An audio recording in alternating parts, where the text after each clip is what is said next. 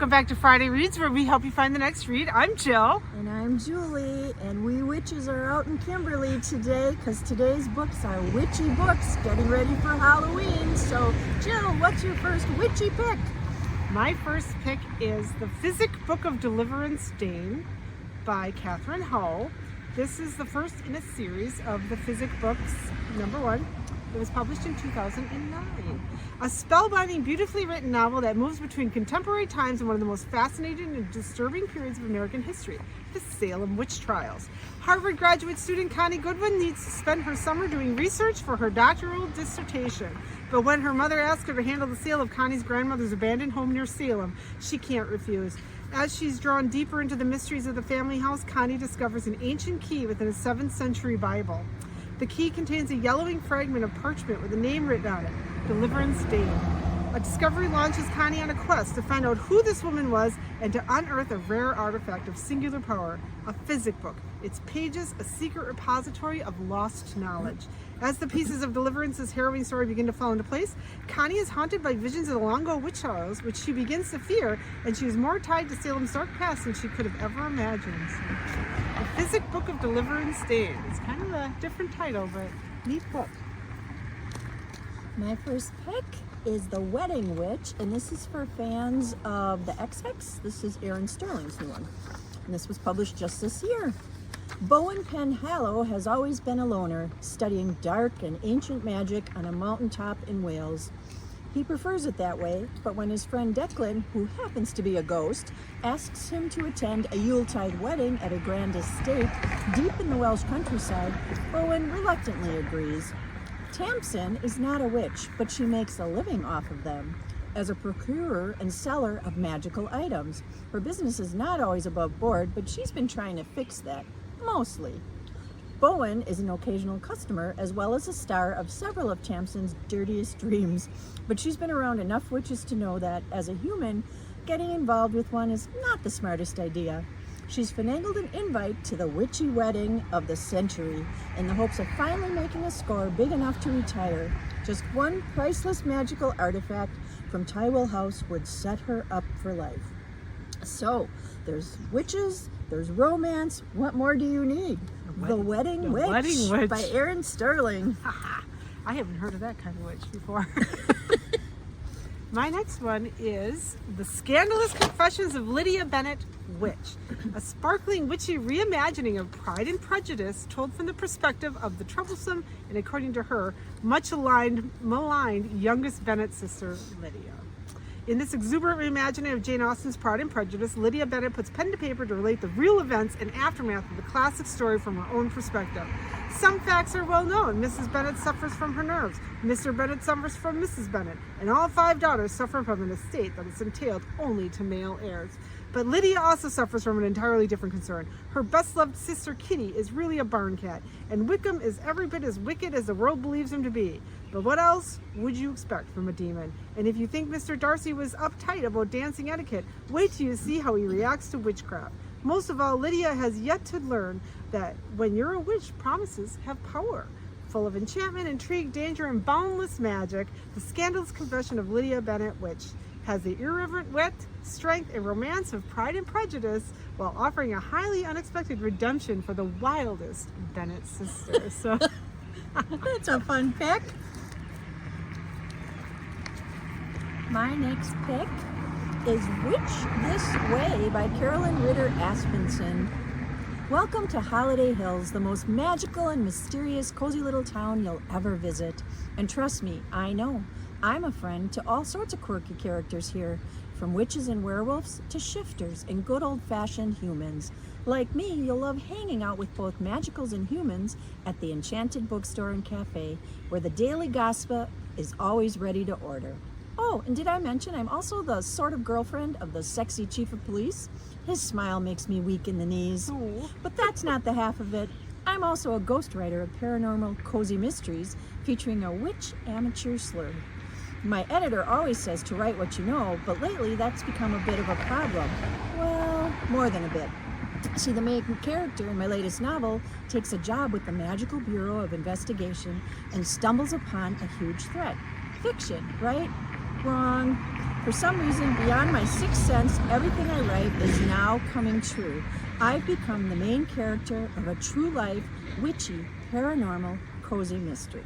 So if you're a fan of witches, snarky, familiar cats, and paranormal cozies, then you're going to love this book. It's part of the Witches of Holiday Hills Cozy Mystery series, and that one gets followed by Who's That Witch? Snarky cats. Gotta love the snarky cats. So this next one came a recommendation from Librarian Lauren. If any of you see Librarian Lauren, this is her time of year. She loves spooky books, so she's a really good recommendation if you're looking for something Halloween-y. Slewfoot, A Tale of Bewitchery by Brom. This was published in 2021.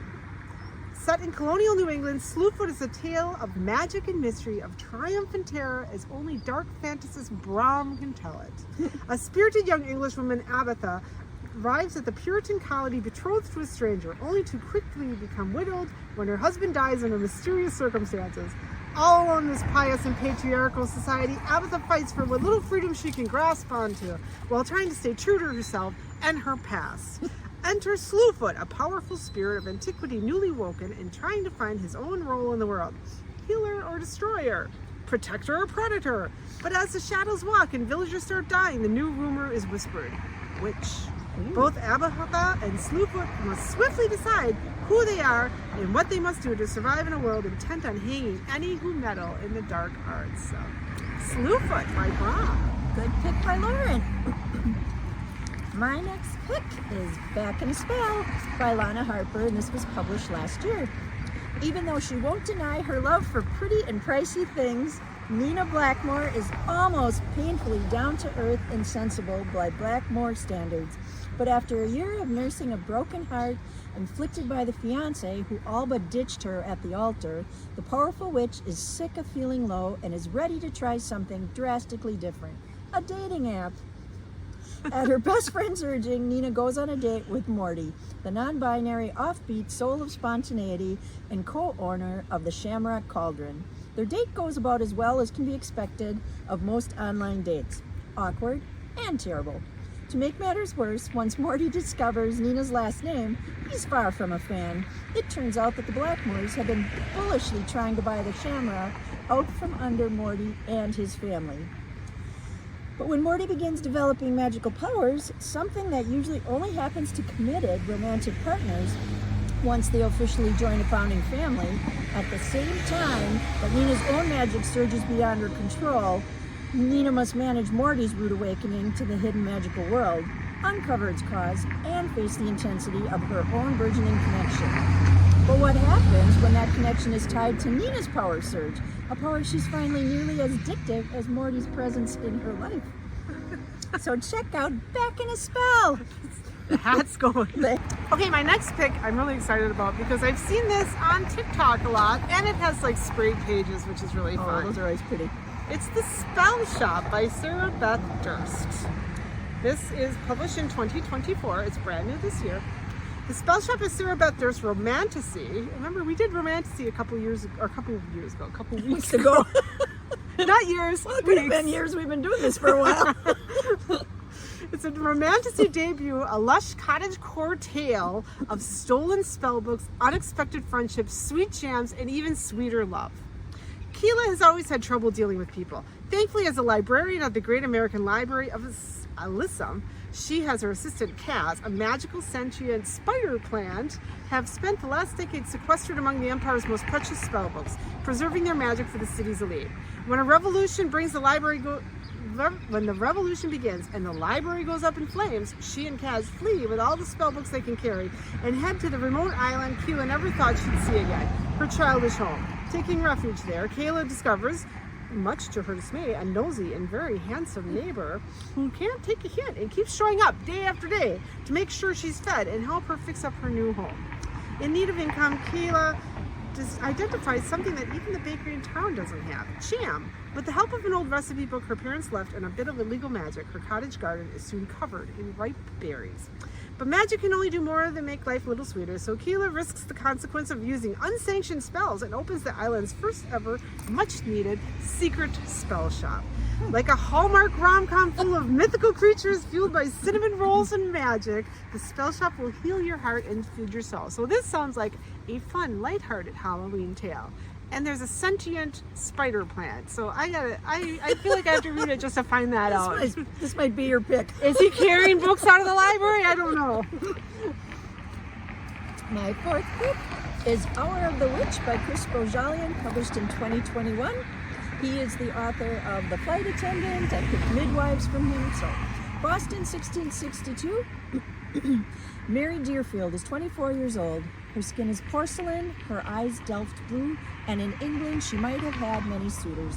But here in the New World, amid this community of saints, Mary is the second wife of Thomas Deerfield, a man as cruel as he is powerful. When Thomas, prone to drunken rage, drives a 3-tined fork into the back of Mary's hand, she resolves that she must divorce him to save her life.